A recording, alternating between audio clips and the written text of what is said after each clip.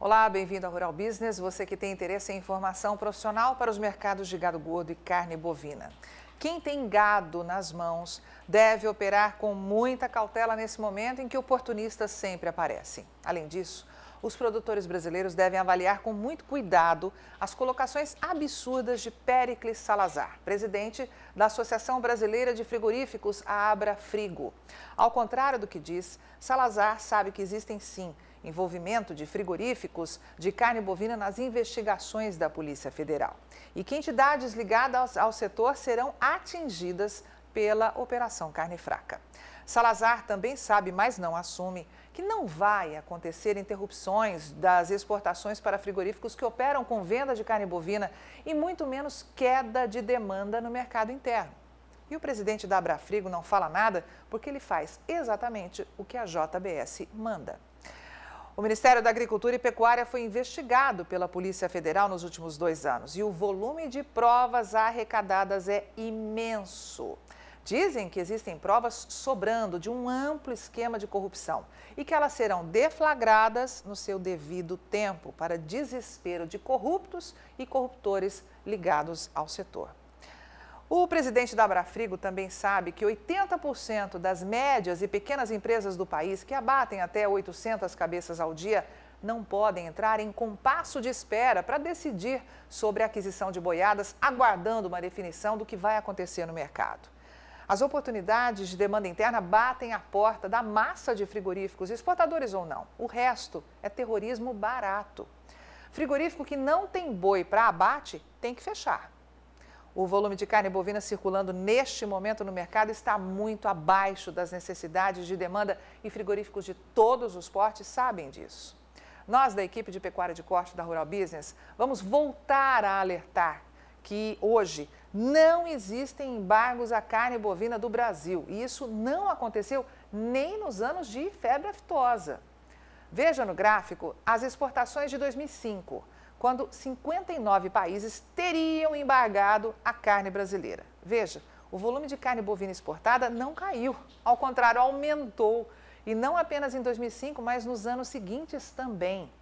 E veja só, o faturamento acompanhou o movimento para cima, tanto em real como em dólar. E isso em pleno embargo, de exportação de carne bovina do Brasil para 59 países por causa da febre aftosa. Olha, chega de manipulação. Propague essas informações. Não houve e não haverá embargos, como nós acabamos de comprovar nesse estudo investigativo da Rural Business. Se os embarques diminuírem, será por falta de gado nos campos para abastecer a gigantesca demanda interna e externa. É preciso lembrar que esse é um setor muito dinâmico e as escalas de abate estão muito ansiosas. Mas as entregas de carne bovina são diárias e os frigoríficos de todos os portes não podem parar, como falam alguns, Porque se parar, simplesmente quebra. Ninguém vai aguardar o desenrolar da crise para definições, como diz o senhor Péricles Salazar da Abrafrigo. Aliás, guarde esse nome. Não haverá suspensão das exportações brasileiras para os seus principais clientes, como propaga este senhor.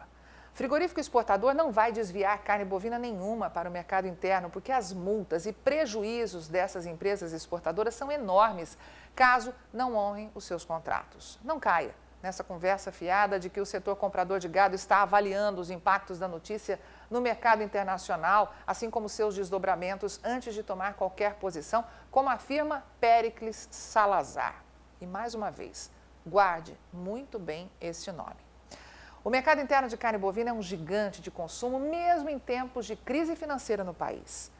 O que o produtor de gado tem que ter na cabeça é que os frigoríficos brasileiros e o mundo precisam desesperadamente do seu boi. Até mesmo a JBS, que vai diminuir muito de tamanho daqui para frente, verá a história se repetir. É sempre assim, quando se envolve com governos corruptos. De Napoleão a Hitler, do frigorífico Bordon ao Independência e Bertin, gestão errada, envolvimento político nos negócios e excesso de confiança fazem megagovernos e mega empresas desaparecerem. Para os novos no mercado, vamos lembrar aí Geraldo Bordon, que por muitos anos teve um frigorífico pequeno, mas em 1960 começou o seu grande empreendimento, a criação do frigorífico Bordon S.A. expandiu seus negócios para o interior de São Paulo e, na sequência, adquiriu um frigorífico em Campo Grande, até então no estado do Mato Grosso. Em 1977, Geraldo Moacir Bordon era o presidente do grupo e também do poderoso Sindicato da Indústria do Frio de São Paulo, que congregava todos os grandes frigoríficos do Brasil. Numa entrevista publicada na Revista Nacional da Carne, ele declarou que o frigorífico Bordon era o maior grupo do segmento, tanto em número de funcionários, volume de abates ou volume de exportação. Dizia aos quatro cantos que tinha abatido 650 mil cabeças de gado em 1976, correspondendo a quase 7% do abate nacional daquele ano. 5 anos depois, adquiriu o complexo industrial do frigorífico Armour do Brasil, com sede em São Paulo. Seu foco era o mercado internacional e 1 ano mais tarde concretizou seu objetivo na exportação, transformando e adaptando as unidades da sua empresa, segundo os padrões de exigência dos mercados europeu e americano. Com um abate diário de 7.200 cabeças em 4 unidades e uma produção de 400 mil latas de carne bovina industrializada, conseguiu expandir significativamente seus negócios. Tornou-se o maior exportador de carne do Brasil, atingindo não apenas o mercado comum europeu e os Estados Unidos, mas também mercados da Ásia, do Oriente Médio, da África e sendo a pioneira, no Iraque.